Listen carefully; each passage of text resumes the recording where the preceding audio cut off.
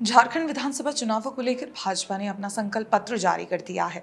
भाजपा ने अपने संकल्प पत्र में वादा किया है कि राज्य से घुसपैठियों को बाहर करेंगे और समान नागरिक संहिता लागू करेंगे।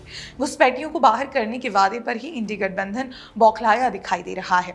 यह आश्चर्य का विषय है कि गैरकानूनी तरीके से राज्य में घुसे घुसपैठियों को बाहर करने की बात पर इंडी गठबंधन के दल परेशान है। इससे समझ आता है कि इन घुसपैठियों को आदिवासियों की जमीन पर कौन घुसा रहा है, उन्हें कौन आश्रय दे रहा है, कौन जमाई टोला बना रहा है और कौन उन्हें अपना वोट बैंक बना रहा है।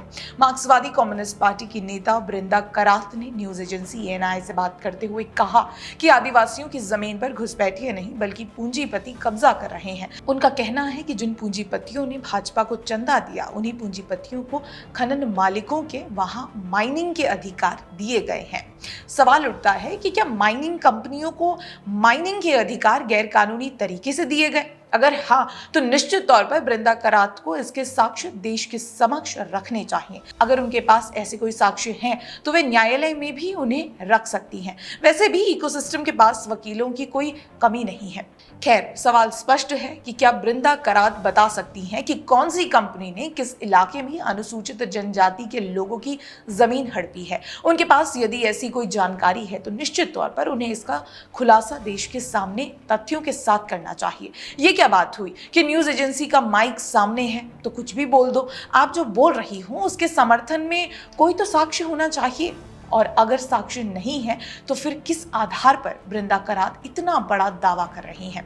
क्या करात का उद्देश्य ऐसी तथ्यहीन बातें करके आदिवासियों को भड़काने का है? क्या करात घुसपैठियों को बचाने के लिए आदिवासियों को भड़काने का प्रयास कर रही हैं? अगर ऐसा है तो उन्हें ये भी बताना चाहिए कि घुसपैठियों के साथ उनके क्या संबंध है। बृंदा करात भाजपा के झारखंड से समान नागरिक संहिता लागू करने के वादे का भी विरोध कर रही है। उन्होंने कहा कि समान नागरिक संहिता आरएसएस का एजेंडा है। सवाल है कि क्या संविधान के नीति निर्देशक तत्व भी आरएसएस ने लिखे हैं, जो कहते हैं कि राज्य को समान नागरिक संहिता लागू करने का प्रयास करना चाहिए? क्या देश के कम से कम 3 उच्च न्यायालय भी आरएसएस के कहने पर चल रहे हैं, जिन्होंने अपने अलग अलग आदेशों में कहा है कि सरकार को यूसीसी के लिए काम करना चाहिए? क्या देश का सुप्रीम कोर्ट भी आरएसएस के कहने पर चल रहा है, जो पिछले कई वर्षों से लगातार कह रहा है कि सरकार को इस दिशा में काम करना चाहिए?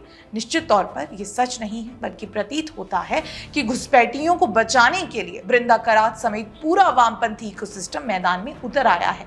अगर ऐसा नहीं है तो फिर करात को अपने आरोपों के समर्थन में साक्ष्य पेश करना चाहिए, या फिर देश से और झारखंड के आदिवासियों से ऐसा सफेद झूठ बोलने के लिए माफी मांगनी चाहिए।